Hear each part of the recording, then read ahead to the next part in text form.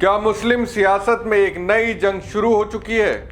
क्या मुस्लिमों की आवाज बनने का दावा करने वाले नेता अब अपनी समाज के धर्म गुरुओं की आंखों में खटकने लगे हैं? आज का सबसे बड़ा सवाल, मुस्लिमों के हितों की बात करने वाले ओवैसी आखिर मुस्लिमों के ही बड़े धर्म गुरुओं को सांप्रदायिक क्यों नजर आने लगे हैं? इस सवाल की चिंगारी असम से उठी है, जहां के मुख्यमंत्री हिमंता बिस्वा शर्मा ने मियां मुसलमानों को लेकर सख्त रुख अपना रखा है।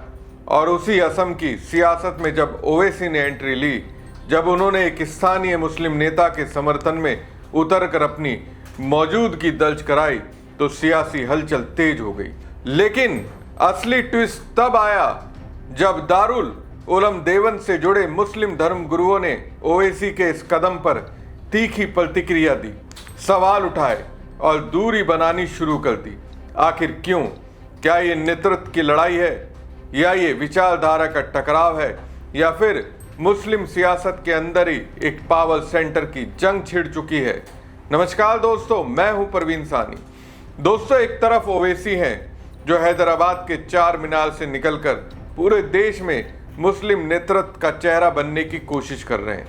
युवाओं के बीच उनका प्रभाव बढ़ रहा है, जहां मुस्लिम आबादी है वहां उनकी बात सुनी जा रही है। लेकिन दूसरी तरफ वहीं धर्म गुरु जो सालों से मुस्लिम समाज को दिशा देते आए हैं, उन्हें ओवैसी की राजनीति में खतरा क्यों दिख रहा है? क्या ओवैसी का उभार मुस्लिम पारंपरिक धार्मिक नेतृत्व को चुनौती दे रहा है, या फिर मुस्लिम सियासत उन उलेमाओं के दायरे से निकलकर एक नए दौर में प्रवेश कर चुकी है? दोस्तों, सवाल सिर्फ ओवैसी का नहीं बल्कि मुस्लिम नेतृत्व के भविष्य का है।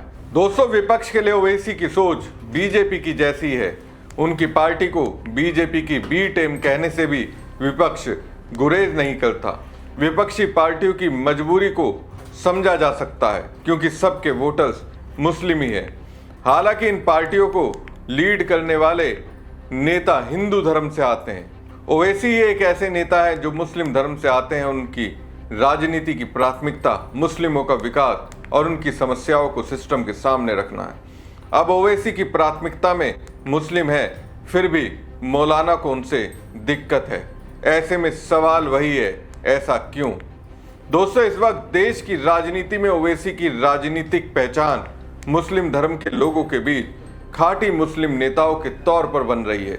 कहीं ना कहीं मुस्लिम धर्म के लोगों के बीच उनके लिए सहानुभूति बढ़ती जा रही है। अब यही बात जमीयत उलेमा ए हिंद के प्रमुख मौलाना महमूद मदनी को रास नहीं आ रही। उन्हें ओवैसी सांप्रदायिक नजर आते हैं। असम विधानसभा चुनाव में मौलाना बदरुद्दीन अजमल के लिए ओवैसी प्रचार के लिए उतरे। इससे महमूद मदनी का पारा और भी चढ़ गया। उन्होंने बदरुद्दीन अजमल को जमीयत से बाहर निकालने का अल्टीमेटम दे दिया। असम विधानसभा चुनाव में ओवैसी ने अपना कोई भी उम्मीदवार नहीं उतारा। यही नहीं, ओवैसी अजमल के समर्थन में चुनाव प्रचार करने भी उतरे और मुस्लिमों से उन्हें जिताने की अपील की। बदरुद्दीन अजमल के समर्थन में ओवैसी का चुनाव प्रचार करना महमूद मदनी को हजम नहीं हो पा रहा है।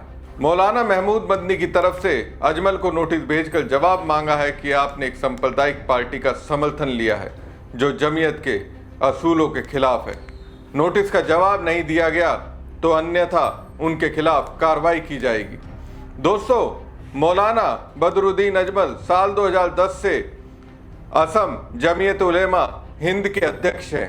AIUDF के सियासी पार्टी के गठन में जमीयत उलेमा हिंद की अहम भूमिका रही थी। मौलाना बदरुद्दीन अजमल ने अपनी इस्लामिक पढ़ाई देवबंद मदरसे से की है, जिसके चलते मदनी परिवार के करीब आए। इसके चलते ही जमीयत उलेमा हिंद से जुड़े और असम के अध्यक्ष हैं, जिसके महमूद मदनी राष्ट्रीय अध्यक्ष हैं। मौलाना मदनी और ओवैसी की सियासत अदावत किसी से छिपी नहीं हुई है। ऐसे में अजमल का ओवैसी से प्रचार कराना महमूद मदनी को पसंद नहीं आया, जिसके चलते उन्होंने जमीयत के असूलों का हवाला दे दिया। ओवैसी का नाम लिए बगैर कह दिया कि एक सांप्रदायिक पार्टी से समर्थन लेना जमीयत के खिलाफ है। ऐसे में ओवैसी को मौलाना मदनी क्या सांप्रदायिक मानते हैं, जिसके लिए मौलाना अजमल को अल्टीमेटम तक दे दिया गया। देश में मुसलमानों की आबादी 15% है। आज़ादी के बाद से मुस्लिमों का नेतृत्व कभी किसी राजनीतिक व्यक्ति के हाथों में नहीं था, बल्कि मुस्लिम संगठनों और उलेमाओं के पास रहा। जमीयत इस्लामी हिंद, जमीयत उलेमा हिंद जैसे संगठनों की पकड़ रही। उन्हीं संगठनों ने मुस्लिम राजनीति की दशा और दिशा तय की। लेकिन नरेंद्र मोदी की केंद्रीय राजनीति में आने के बाद मुस्लिम सियासत पूरी तरह से बदल गई। ओवैसी ने अब अपनी राजनीति को सिर्फ चार मीनार और हैदराबाद तक सीमित नहीं रखा, बल्कि देश भर के मुसलमानों के बीच अपनी एक अलग पहचान बनाने की रणनीति पर काम शुरू कर दिया है। धीरे धीरे वो मुस्लिम समुदाय के बीच एक मजबूत और मुखर आवाज के तौर पर उभरे हैं। महाराष्ट्र से लेकर उत्तर भारत तक ओवैसी ने अपने राजनीतिक विस्तार के संकेत दे दिए। खास तौर पर बिहार के सीमांचल इलाके में उनकी पार्टी का लगातार दूसरी बार 5 सीटें जीतना इस बात का संकेत है कि वो क्षेत्रीय सीमाओं से बाहर निकलकर एक बड़े मुस्लिम नेतृत्व की तरफ बढ़ रहे हैं। ओवैसी की राजनीति की खास बात यह है कि वो मुस्लिम समाज के भीतर मौजूद अलग अलग वर्गों के बीच की दूरी को कम करने की कोशिश कर रहे हैं। वो हर छोटे बड़े मुद्दे पर खुलकर बोलते हैं, जिससे उनकी छवि एक ऐसे नेता के तौर पर बन रही है जो पहले उलेमाओं और धार्मिक नेताओं के रूप में दिखाई देती थी। यही वजह है कि महमूद मदनी जैसे पारंपरिक धार्मिक नेतृत्व के बीच एक तरह की बेचैनी देखी जा रही है। ओवैसी का बढ़ता प्रभाव उन्हें सीधे चुनौती देता नजर आता है। असम में जब मौलाना अजमल राजनीतिक रूप से अकेले पड़ते दिखे तो ओवैसी का उनके समर्थन में उतरना इस बात का संकेत था कि वो सिर्फ अपनी पार्टी ही नहीं बल्कि व्यापक मुस्लिम राजनीति में भी सक्रिय भूमिका निभाना चाहते हैं। असम में जहां जमीयत और अजमल का अपना स्थापित आधार रहा है, वहां ओवैसी की एंट्री ने समीकरणों को और जटिल बना दिया है। माना जा रहा है कि यही कारण है कि मदनी खेमी की चिंताएं बढ़ी हैं और ओवैसी को कम्युनल बताकर उनके प्रभाव को सीमित करने की कोशिश की जा रही है। कुल मिलाकर ओवैसी अब सिर्फ एक क्षेत्रीय नेता नहीं रहे, बल्कि वो राष्ट्रीय स्तर पर मुस्लिम राजनीति की नई धुरी बनने की कोशिश में लगे और इसी वजह से पारंपरिक नेतृत्व के साथ उनका टकराव भी तेज होता नजर आ रहा है। जमीयत के प्रमुख महमूद मदनी एक बार फिर ओवैसी की राजनीति पर तीखा हमला बोलते नजर आ रहे हैं। मदनी का साफ मानना है कि ओवैसी की सियासत समाज को जोड़ने की बजाय बांटने का काम करती है और इसका सबसे बड़ा नुकसान खुद मुस्लिम समाज को उठाना पड़ता है। उन्होंने यहाँ तक कहा कि ओवैसी की रैलियों में जुटने वाली भीड़ कोई ठोस राजनीतिक समझ का प्रतीक नहीं बल्कि इमोशनल उबाल है। मदनी पहले भी कई बार कह चुके हैं कि उत्तर प्रदेश के मुसलमान ओवैसी को अपना नेता नहीं मानते और उनकी राजनीति को राज्य में पनपने नहीं दिया जाएगा। ऐसे में जब अजमल ने ओवैसी को अपने समर्थन में बुलाकर रैली कराई तो ये बात मदनी के लिए असहज होने वाली थी। इसी कारण जमीयत की ओर से अजमल को नोटिस जारी कर जवाब मांगा गया। जमीयत ने ओवैसी की पार्टी को सांप्रदायिक पार्टी करार देते हुए अपनी 1951 की उस नीति का हवाला दिया जिसमें किसी भी सांप्रदायिक संगठन के साथ गठजोड़ या समर्थन लेने का विरोध किया गया था। सवाल यही उठता है कि अगर सिद्धांत इतने सख्त हैं तो उनका पालन हर परिस्थिति में समान रूप से क्यों नहीं होता। दिलचस्प पहलू ये भी है कि खुद मदनी का राजनीतिक सफर पूरी तरह इस कसौटी पर खरा नहीं उतरता दिखता। वो राष्ट्रीय लोकदल से राज्यसभा सदस्य रह चुके हैं और ये वही पार्टी है जिसने अलग अलग समय पर बीजेपी के साथ सत्ता में साझेदारी की है।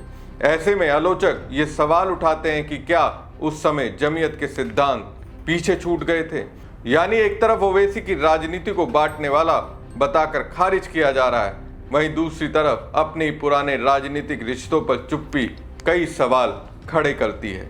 यही विरोधाभास इस पूरे विवाद को और ज्यादा दिलचस्प और कहीं ना कहीं राजनीतिक तौर पर असहज बना देता है। दोस्तों, अगर आज की मुस्लिम राजनीति को ध्यान से देखेंगे तो एक बड़ा बदलाव साफ दिखाई देता है। पहले जो नेतृत्व उलेमाओं और धार्मिक संगठनों के हाथ में केंद्रित था, अब वो धीरे धीरे उनके दायरे से बाहर निकलता दिख रहा है। जमीनी राजनीति अब नए चेहरों को जंगे दे रही है और इसी बदलाव के केंद्र में एक नाम तेजी से उभरा है, ओवैसी। बिहार चुनाव के नतीजों ने यह संकेत दे दिया कि ओवैसी अब सिर्फ एक क्षेत्रीय नेता नहीं रहे बल्कि मुस्लिम समाज के भीतर उनकी पकड़ लगातार मजबूत हो रही है। खासकर ऑपरेशन सिंदूर के बाद उन्होंने खुद को एक ऐसे नेता के रूप में पेश किया जो मुस्लिम पहचान के साथ साथ राष्ट्रवाद की भाषा भी बोलता है। यही वजह है कि युवाओं और एक नए वर्ग के बीच उनकी अपील बढ़ी है। इसी उभरते प्रभाव ने पुराने मुस्लिम नेतृत्व में बेचैनी पैदा कर दी है। महमूद मदनी और अरशद मदनी जैसे नेताओं की पकड़, जो पहले बेहद मजबूत मानी जाती थी, अब चुनौती के घेरे में है। लंबे समय तक मुस्लिम राजनीति पर इनका प्रभाव रहा, लेकिन अब हालात बदलते दिख रहे हैं। दरअसल महमूद मदनी की छवि पिछले कुछ सालों में काफ़ी बदली। मोदी सरकार के कई फैसलों जैसे CAA, NRC और आर्टिकल 370 पर उनके रुख को लेकर मुस्लिम समाज के एक हिस्से में नाराजगी भी देखी गई। यहाँ तक कि उन्होंने NRC को लेकर सकारात्मक बात कही, जिसने कई लोगों को चौंकाया। दूसरी तरफ जब मुस्लिम समुदाय से जुड़े मुद्दों पर देश भर में सन्नाटा दिखाई देता है, तब ओवैसी खुलकर अपनी बात रखते नजर आते हैं। यही एग्रेसिव और मुखर शैली उन्हें अलग पहचान देती है और शायद यही बात पारंपरिक नेतृत्व को सबसे ज्यादा असहज करती है। हालात ऐसे बन गए हैं कि अब सिर्फ विचारों की लड़ाई नहीं, बल्कि नेतृत्व की लड़ाई भी खुलकर सामने आ रही है। बदरुद्दीन अजमल के साथ राजनीतिक समीकरणों और बयानों ने इस तनाव को और बढ़ा दिया है। कुल मिलाकर मुस्लिम राजनीति अब एक नए मोड़ पर खड़ी है, जहां पुराना नेतृत्व अपनी पकड़ बनाए रखने की कोशिश कर रहा है, वहीं नई पीढ़ी और नए नेता अपनी अलग जगह बना रहे हैं। आने वाले समय में ये टकराव और भी खुलकर सामने आ सकता है और यही तय करेगा कि मुस्लिम राजनीति की अगली दिशा क्या होगी। हमारी खबर आपको कैसी लगी, कमेंट बॉक्स में कमेंट करके जरूर बताएं। साथ ही पेज को ज़्यादा से ज़्यादा लाइक और शेयर कीजिएगा। धन्यवाद।